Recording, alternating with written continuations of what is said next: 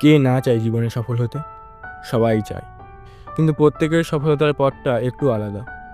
কেউ পরিশ্রম করে, কেউ সঠিক দিক খোঁজে, তবুও কেবল হাতে গোনা কিছু মানুষ সাফল্যের চূড়োয় পৌঁছতে পারে। আমি অনেক ভাবলাম এবং যারা সবচেয়ে বেশি সফল হয়েছে তাদের লাইফ এবং পরামর্শে নজর দিলাম।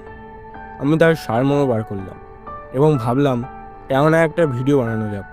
এই ভিডিও সফল ব্যক্তিদের লাইফস্টাইল এবং মেন্টালিটির উপর নির্ভরশীল। আপনি কি এই কোডটির নাম শুনেছেন? ওজেক স্পিরিট সাইফে কোড।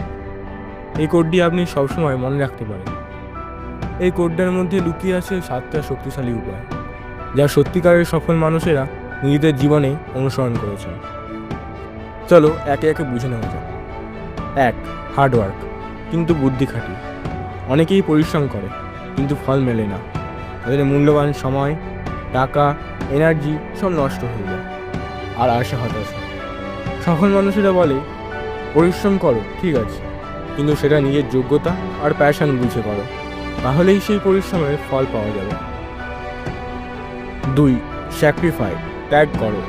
তুমি হয়তো ভালো কাজ করছো, কিন্তু ফল নিয়ে অস্থির হয়ে পড়ো না।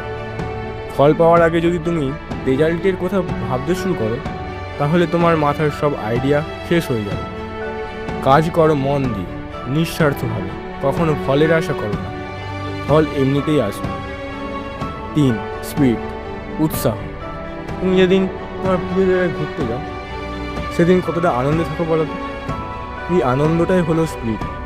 এটাই তোমার সফলতার যাত্রায় জ্বালানির কাজ করবে। 4. সিম্প্যাথি, ভালোবাসা ও সহানুভূতি। নিউটনের থার্ড ল বলে প্রত্যেকটি অ্যাকশনেরই ইকুয়াল এবং অপোজিট রিয়াকশন আছে, যেমন কর্ম তেমন ফল। তুমি যদি মানুষকে ভালোবাসো, সহানুভূতি দেখাও, তাহলে জীবনও তোমাকে ফিরিয়ে দেবে ভালোবাসা, সহযোগিতা ও সম্মান। 5. ফিয়ারলেসনেস, ভয়হীন হও। একজন মহান মানুষ বলেছিলেন, ভয় পেলে কুকুরও তোমাকে কামড়ে খেয়ে ফেলবে।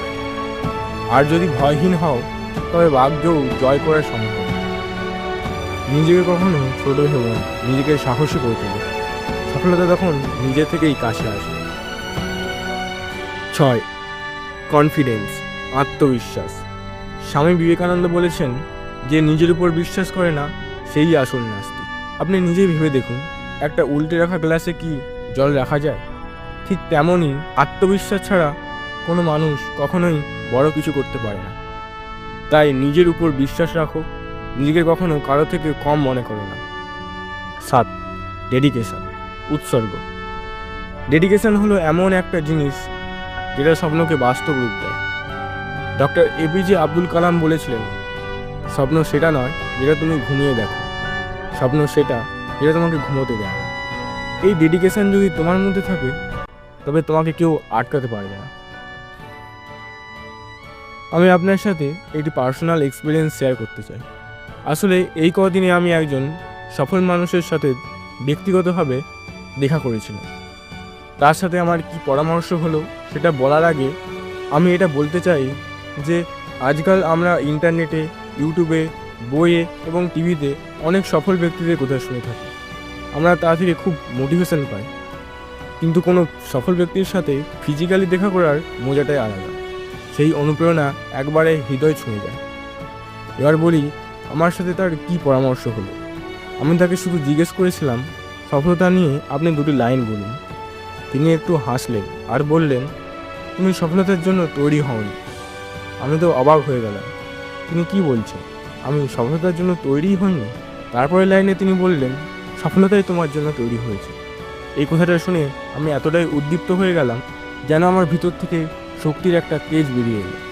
চলে যাওয়ার আগে তিনি একটাই কথা বলেছিলেন, সফলতার পিছনে দৌড়ও না, তোমার ভেতরে এমন কিছু তৈরি করো যাতে সফলতাই তোমার পিছনে দৌড়ায়।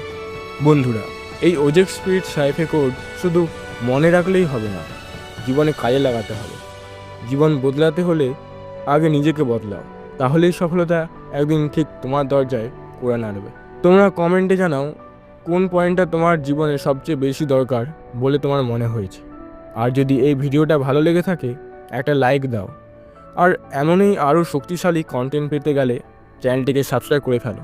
সফলতা তোমার দিকেই আসুক এই কামনায় আজকের মতো বিদায়। ধন্যবাদ।